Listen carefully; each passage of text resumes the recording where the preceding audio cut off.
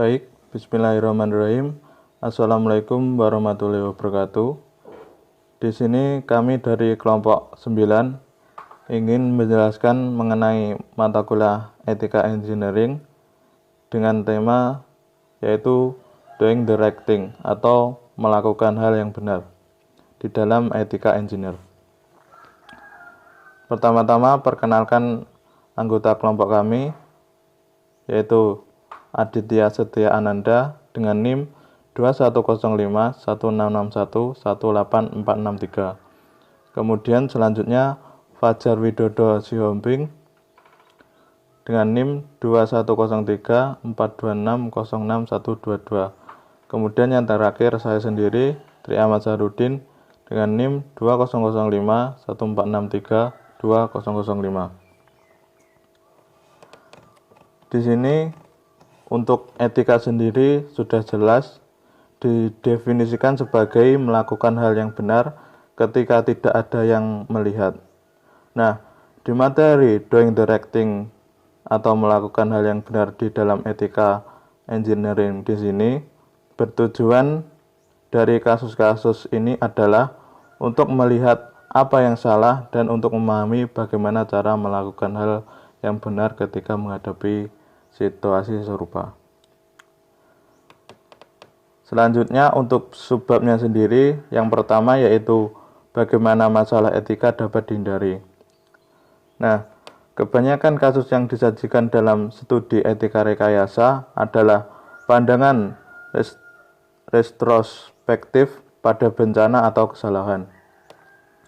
Kemudian di sini terbagi lagi menjadi satu, yaitu perilaku di luar tempat kerja, di mana misalnya ketika di tempat kerja tetapi pada saat jam istirahat sebagai engineer yang beretika walaupun dihadapkan dengan permasalahan di luar pekerjaan, contohnya masalah lingkungan, kurangnya safety atau keselamatan kerja, dengan kata lain bisa dikatakan atau bisa kita sebut K3, sebagai karyawan engineer kita wajib melaporkan masalah tersebut kepada atasan dengan baik. Kemudian yang kedua yaitu faktor-faktor yang mengubah nilai etika. Di sini faktor yang mengubah nilai etika ada banyak faktor, seperti halnya lingkup kerja yang baik dalam hal prospek kerja, attitude engineer ataupun insinyur itu sendiri, dan banyak hal sebagainya. Kemudian untuk memecahkan masalah etika sendiri di lingkup kerja para engineer, prospek kerjanya yakni identik dengan mesin, rekayasa, prototipe, dan rancangan.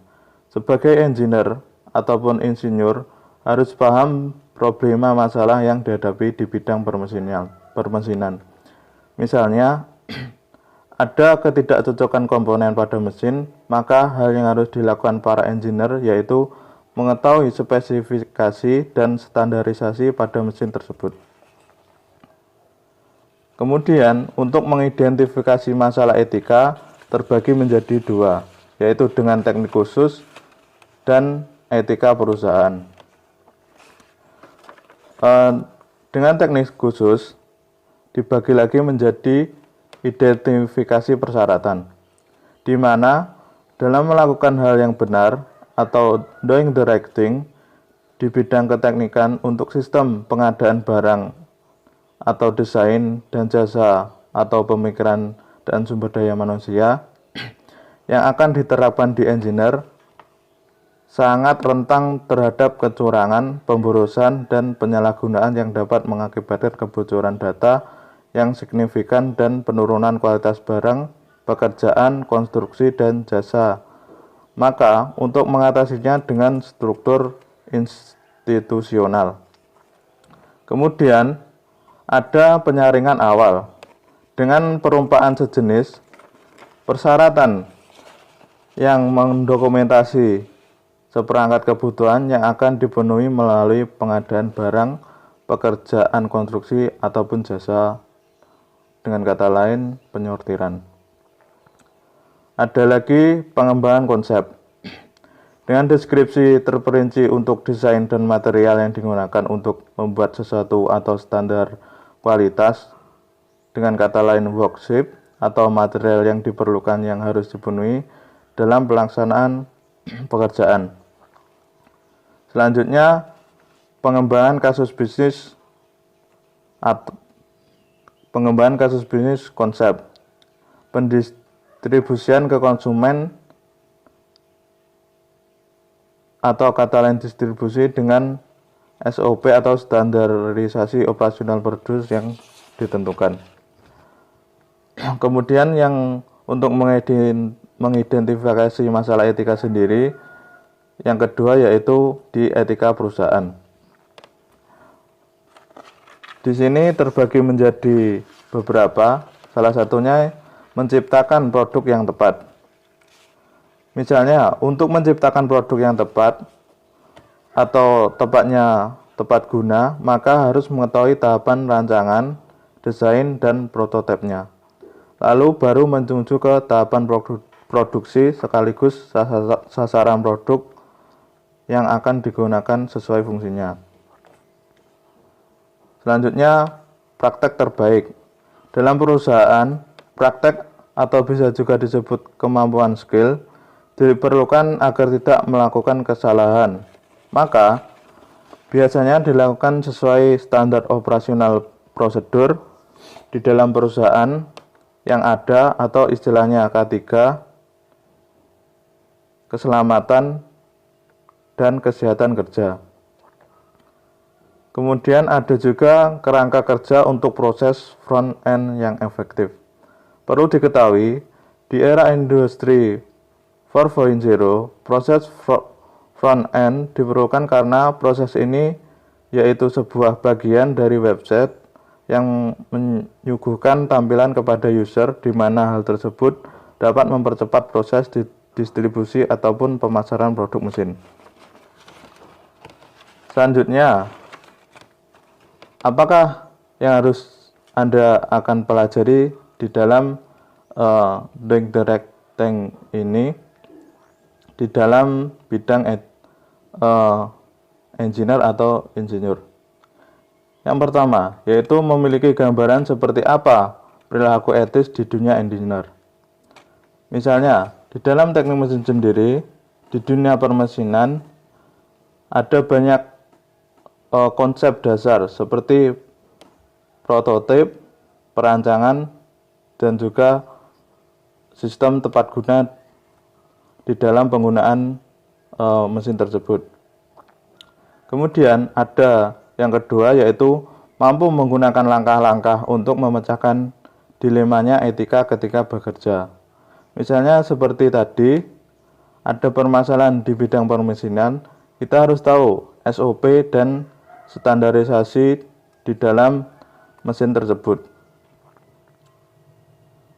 Kemudian yang terakhir, yang ketiga, memiliki ide untuk apa yang harus dilakukan jika Anda atau seseorang tidak berperilaku dengan cara yang konsisten dengan gambaran ini. Di sini lebih condong kepada orangnya atau engineer-nya ataupun insinyurnya, di mana kerja tim dibutuhkan di dalam bidang keteknikan itu sendiri. Untuk penyelesaian masalahnya atau problem solvingnya, yaitu memilih produk yang tepat, kemudian mengintegrasikan perusahaan menggunakan alat learn untuk mengintegrasikan proses rekayasa ke dalam siklus hidup produk yang telah memberikan hasil yang dramatis. Kemudian proses yang efisien. Ini yaitu proses penyelesaian masalah yang terakhir. Selanjutnya akan diteruskan oleh teman saya, bisa memperkenalkan nama dan NIM juga. Dipersilakan. Perkenalkan, nama saya Aditya Seti Ananda dengan NIM 2105166184663. Di sini saya akan menjelaskan poin sub nomor 2, yaitu bagaimana insinyur dapat bekerja satu sama lain dengan klien dan lembaga pemerintah untuk memastikan bahwa pilihan dibuat secara etis. Nah, di sini poin yang perlu saya paparkan kepada saudara adalah teknik itu memiliki dampak langsung dan vital ya. Di sini berkaitan dengan insinyur. Insinyur adalah profesi yang penting dan dipelajari sebagai anggota dari profesi ini. Para insinyur diharapkan untuk menunjukkan standar kejujuran dan integrasi tertinggi. Baik, masuk pada poin berikutnya.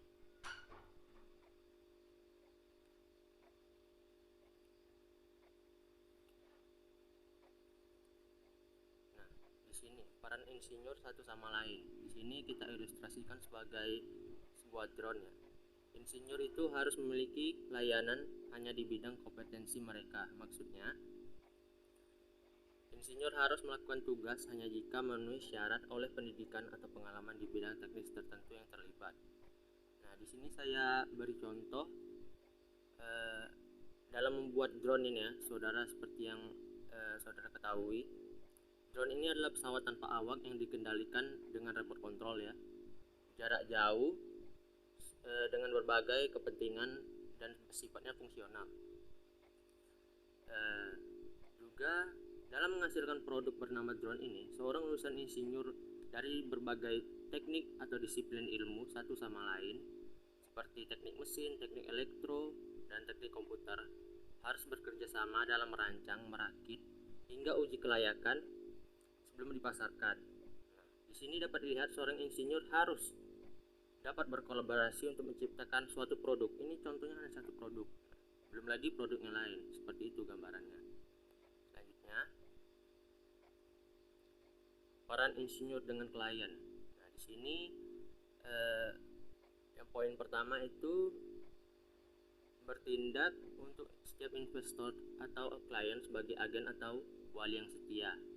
Maksudnya, sebagai konsultan atau penasehat pemegang modal tentang apa yang sebaiknya harus dilakukan. Misal perusahaan ini ada regulasi baru tentang pencemaran lingkungan atau lain sebagainya, itu harus konsultasi terlebih dahulu kepada seorang insinyur yang berpengalaman di bidangnya. Lanjut, poin kedua, insinyur tidak boleh mengungkapkan fakta, data, atau informasi tanpa persetujuan sebelumnya dari klien atau pemberi kerja, kecuali jika diizinkan oleh undang-undang atau kode suatu negara yang berlaku di sana ya. Balik lagi ke contoh drone tadi, dalam memproduksi tentu drone tadi kan punya standar spesifikasi. Nah, standar ini kan ada data atau info yang tidak boleh disebarluaskan ya.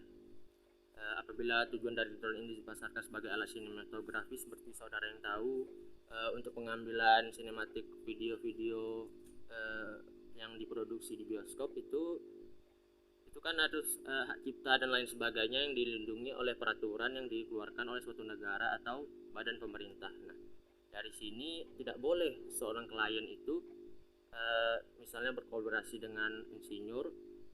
Jadi seorang insinyur itu harus ada keterikatan satu sama lain sehingga untuk menjamin kerahasiaan proyek yang akan dijalankan, seperti itu saudara. Nah, yang ketiga, insinyur harus memberitahu klien atau investor mereka ketika mereka yakin sebuah proyek tidak akan berhasil. Nah, di sini saya jelaskan proyek ini misalnya gagal uji kelayakan atau proyek ini banyak mudaratnya daripada berkahnya. Di sini peran insinyur yang perlu diterapkan, seperti itu. Lanjut, poin yang terakhir, peran insinyur dengan pemerintah. Dalam masyarakat pluralistik, pemerintah menengahi persaingan dan membuka pintunya bagi semua orang secara setara tanpa mengutamakan kepentingan individu. Dan juga hubungan antara pemerintah dan publik kelompok kepentingan dalam bahasa politik kooperatif yang menggabungkan aspek pluralisme di mana publik bersaing untuk mendapatkan perhatian pemerintah. Nah, di sini perlu teman-teman ketahui lagi ya, seperti contoh balik-balik ke contoh drone tadi ya, karena gampang kan. Saya tahu drone itu diciptakan pertama kali untuk kepentingan militer dengan tujuan perang gitu ya. Kepentingan perang ya saudara tahu, tetapi karena dari berbagai negara yang memiliki mengajukan keluhan atau kebijakan tentang menjunjung tinggi kedaulatan, maka tidak setuju akhirnya dengan konsep drone ini pada awalnya, sehingga dialokasikan teknologinya ke berbagai bidang yang memerlukan, seperti contoh tadi pengambilan gambar sinematik untuk pembuatan film sinematografi, juga di sektor pertanian seperti saudara yang ketahui di berita baru-baru ini ya, seperti di ITB memanfaatkan drone sebagai media atau alat untuk menyemprot pestisida, sehingga mengurangi tenaga kerja dengan memanfaatkan teknologi drone ini, sehingga memudahkan mobilitas penggunanya, sehingga irit biaya, irit tenaga, efisien dan efektif untuk memerangi gulma yang tumbuh di lahan pertanian tersebut. Nah, seperti itu saudara. Saya kira itu yang dapat saya paparkan. Selanjutnya akan dilanjutkan oleh rekan saya. Sekian dan terima kasih. Baik, saya di sini Fajar Yusumi akan melanjutkan presentasi dari saudari Aditya, yang dimana pada subbab ketiga ini yaitu bagaimana penerapan studi kasus etika generic. Yang dimana pada kasus ini ada 3 kasus pusat city crop, casing lampu balok tertutup dan pengujian kecelakaan mobil. Next. Yang pertama kasus pusat City Crop atau di City Crop Center case, yang dimana di City Group Center atau sebelumnya di City Crop Center ini adalah menara yang dibangun pada tahun 1977 untuk menampung kantor pusat Citibank, di mana City Crop Center terletak di 53rd Street antara Lexington Avenue dan 3rd Avenue di tengah kota Manhattan, New York City. Nah, tinggi City Crop Center ini adalah 915 kaki atau 279 meter yang dibalut kaca dan logam dan memiliki 59 lantai dengan ruang kantor 1,3 kaki persegi atau 120.000 meter kubik, yang dimana seperti pada gambar, ini merupakan gambar City Crop pada saat ini. Nah, adapun deskripsi kasus pada kasus pusat City Crop ini, di mana bangunan City Crop ini adalah salah satu bangunan khas yang mengesankan di Cakrawala, kota New York, yang berkap puncak bersudut 45 derajatnya pada dasar gaya panggung yang unik dan dirancang oleh arsitek Hooks Stambins and Insinyur Struktural William Le Mercier, yang dimana Insinyur Struktural William Le Mercier ini merancang menara untuk didukung 4 kaki kolom besar setinggi 114 kaki yang diposisikan di masing-masing sisi, bukan di sudut-sudut. Desain ini memungkinkan sudut-sudut bangunan ke cantilever 72 kaki. Nah, untuk membantu mencapai hal ini, Le Mercier itu menggunakan sistem kawat penahan beban bertumpuk, yang setiap chevronnya itu dirancang untuk mendistribusikan beban tegangan, baik itu beban angin ke pusatnya, lalu turun ke tanah melalui kolom yang diposisikan secara unik. Karena pengawasan desain yang perubahan selama konstruksi, bangunan selesai dengan struktural yang tidak sehat. Untuk beban dasar aslinya, Le Mercier menghitung beban angin pada bangunan ketika angin bertiup tegak lurus terhadap sisi bangunan. Ini merupakan angin dari utara, timur, selatan, ataupun barat. Semua yang diperlukan oleh kode keamanan bangunan New York. Nah, angin seperti itu biasanya merupakan kasus terburuk dan sistem struktural yang mampu menanganinya dapat dengan mudah mengatasi angin dari sudut lainnya. Dengan demikian, insinyur tidak secara khusus menghitung efek quartering winds-nya yang dimana itu berorientasi diagonal, baik itu angin timur laut, barat laut, tenggara, dan atau barat daya.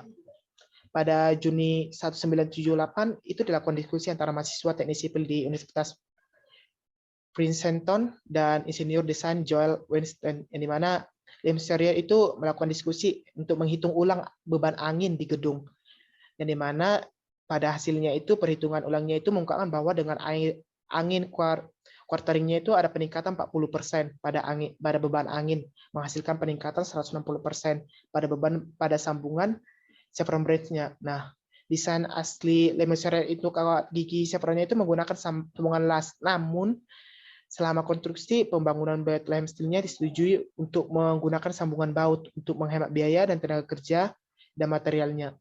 Meskipun itu tidak diketahui Le Mercier sendiri. Nah, desain sambungan alas asli memiliki kekuatan yang cukup untuk menahan beban dari angin lurus dengan angin margin keamanan yang cukup untuk menahan beban yang lebih tinggi daripada angin quartering. Nah, timbul masalah itu ditemukan pada bulan Juni, yang dimana awal musim badai, dan harus segera diperbaiki. Lem Serior dilaporkan menderita stres karena cara menangani masalah tersebut. Jadi dia jika masalah ini diketahui publik, maka itu berisiko merusak reputasi profesionalisnya. Nah, dia menyarankan mereka untuk mengambil tindakan perbaikan cepat, dan pada akhirnya ia membujuk City Corp untuk memperbaiki gedung tanpa memberitahu publik. Nah, dari deskripsi kasus tersebut, beberapa informasi yang dilanggar oleh Lem Serior dalam pembangunan menara City Corp, yaitu berikut informasinya. Yang pertama itu perubahan desain yang dilakukan dengan desain asli, yang dimana menggunakan sambungan light baut untuk menghemat biaya, tenaga kerja, dan material. Desain sambungan light asli ini memiliki kekuatan yang cukup kuat untuk menahan beban dari angin lurus dengan margin keamanan cukup untuk menahan beban yang lebih tinggi dari angin quartering. Namun beban dari angin topan kekuatan 70 mil per jam itu akan melebihi kekuatan chevron yang di baut. Baut bisa pecah dan bangunan bisa runtuh, sehingga kesalahan pertamanya itu yaitu perubahan desain dari desain las, sedangkan yang dilakukan Lem Serior itu desain baut. Yang kedua itu tanggung jawab profesional, yang dimana untuk mengikuti kode etik untuk setiap institusi yang disewa, Lem Serior tidak mempertimbangkan keselamatan publik terlebih dahulu. Yang ketiga, Lem Serior tidak memberitahukan kepada publik tentang bangunan yang sedang dalam kondisi bahaya. Karena tidak ada yang karena kesalahan rekayasanya itu bahaya disembunyikan dari publik itu hampir sampai 20 tahun. Lem Serior tidak memperhatikan keamanan publik dan tidak memberitahukan bahaya tersebut. Secara tidak langsung, Lem Serior itu menolak hak publik untuk memastikan keselamatan mereka sendiri dan untuk membuat keputusan kritis mereka sendiri.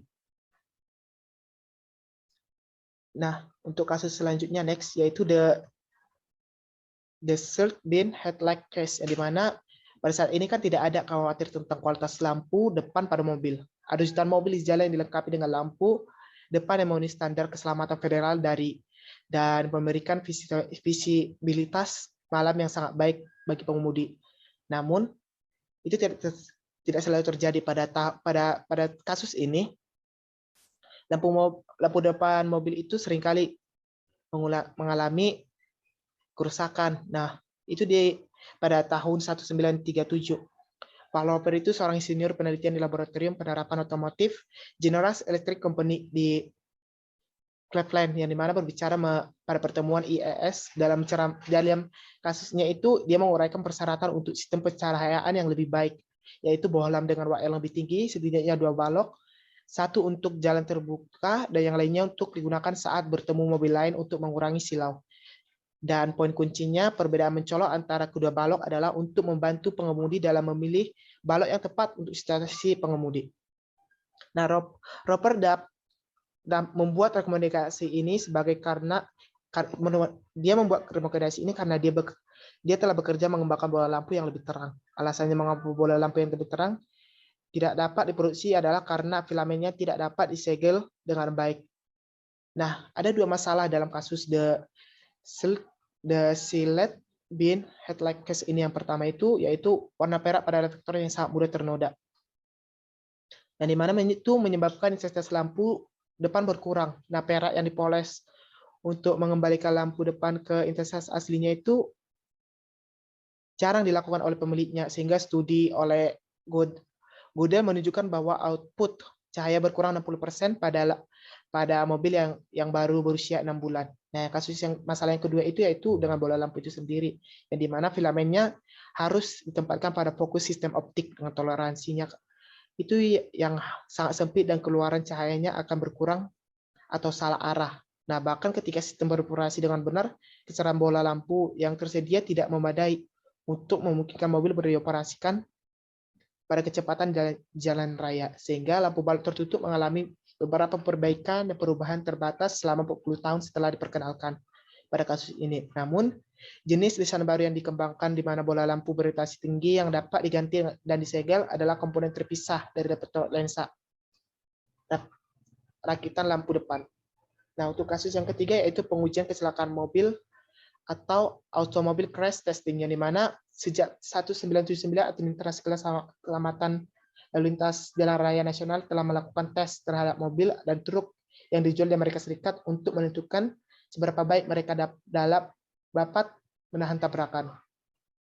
Nah, bagian dari tugas NHTSA ini adalah membantu membuat jalan raya AS itu lebih aman.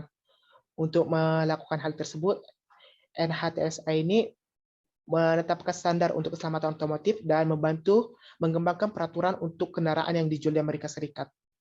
Hampir semua orang akrab dengan metode pengujian tabrakan NHTSA ini, yang dimana boneka uji diikat di dalam kendaraan dan keadaan dipercepat dengan menabrak penghalang dengan kecepatan 35 mph.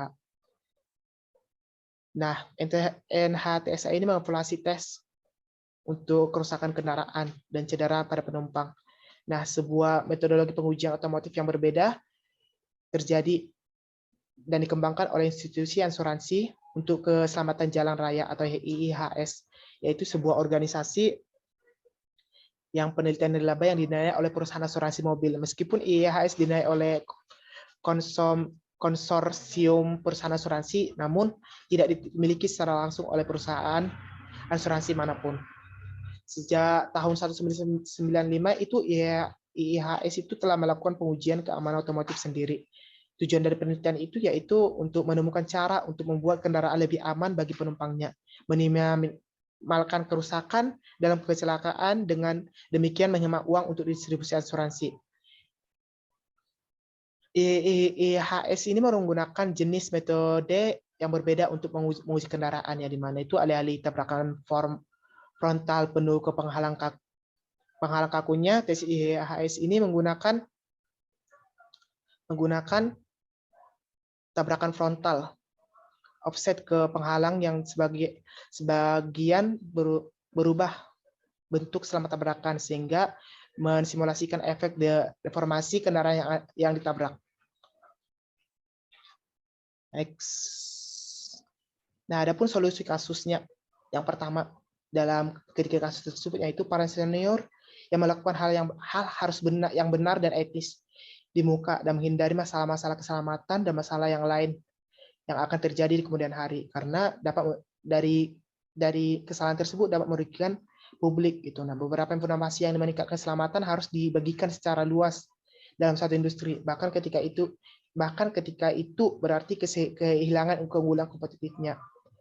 Yang ditambahkan harus keselamatan publik terlebih dahulu. Yang kedua itu kasus Le Mesurier, yang dimana itu menggambarkan manfaat bekerja sama dengan orang yang maju setelah melakukan kesalahan. Ini mendorong orang-orang lain gitu untuk maju ketika kesalahan telah dibuat dan bekerja sama secara bersama untuk mencari solusinya. Sebagaimana kita mengetahui, kita harus berpedoman pada etika engineer, yang dimana bahwa ketika engineering adalah sebuah bentuk filosofi yang mengindikasikan cara bagi para engineer untuk mengarahkan diri mereka dalam kapasitas profesionalisme mereka. Kasus-kasus pelanggaran etika engineering ini saat ini membangkitkan kesadaran akan arti pentingnya etika dalam profesi engineer.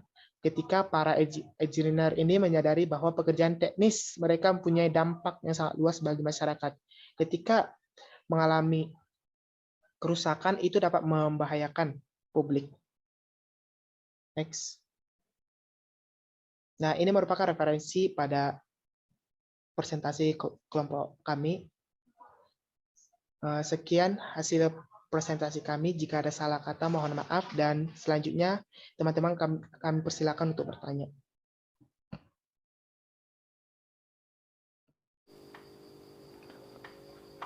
Baik, terima kasih untuk anggota kelompok 9, yaitu saya sendiri, Mas Adit dan Mas Fajar. Apabila ada kurang lebihnya, kami mohon maaf. Dari saya mewakili dari kelompok 9, dan apabila ada pertanyaan, silahkan lewat komentar via YouTube. Akhir kata, saya akhiri untuk presentasi pada hari ini. Wassalamualaikum warahmatullahi wabarakatuh.